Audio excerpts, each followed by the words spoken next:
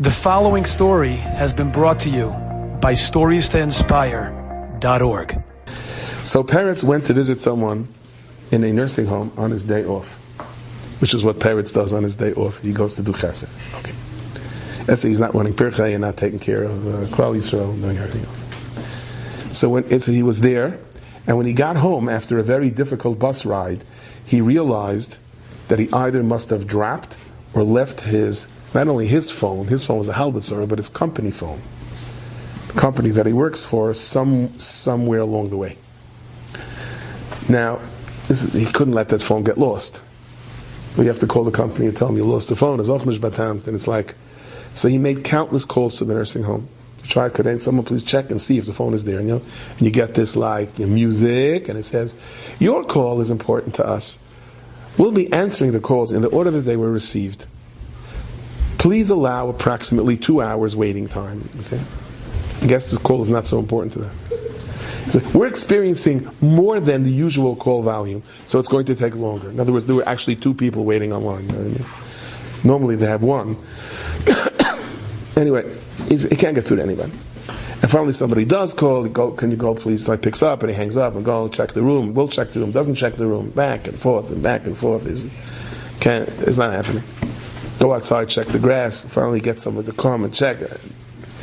Maybe he called the bus company. The bus company was as interested in his call as got through to the lost and found person, but he only got the lost person, not the found person. So anyway.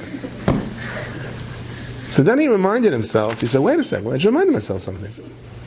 He reminded himself that the company has a system where somebody could track the phone and see where the phone is. The company has a system where someone can track the phone and see where the phone is. The gewaldig. Someone could track the phone and see where it is. But you got to find the guy. So he made an endless sea of calls to try to find the person.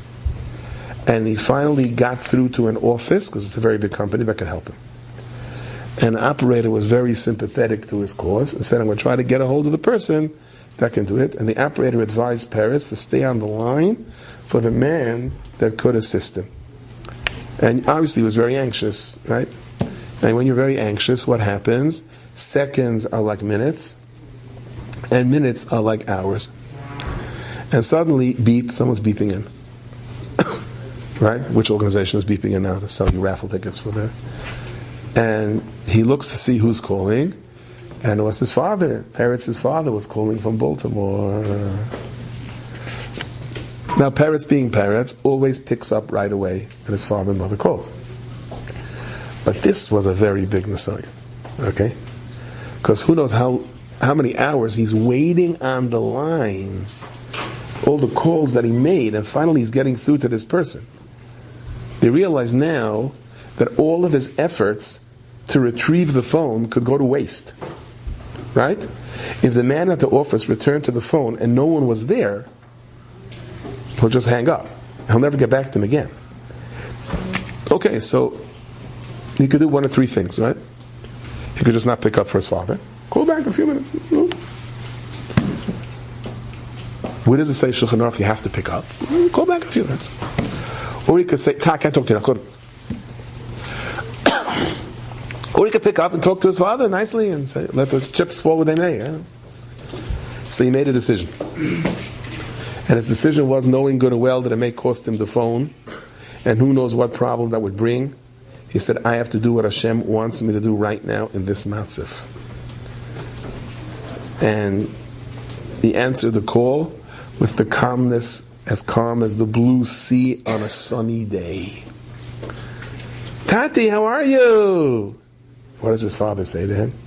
And if my father starts talking to me about me getting him socks or something, sure, no problem. Tell me which store, what size.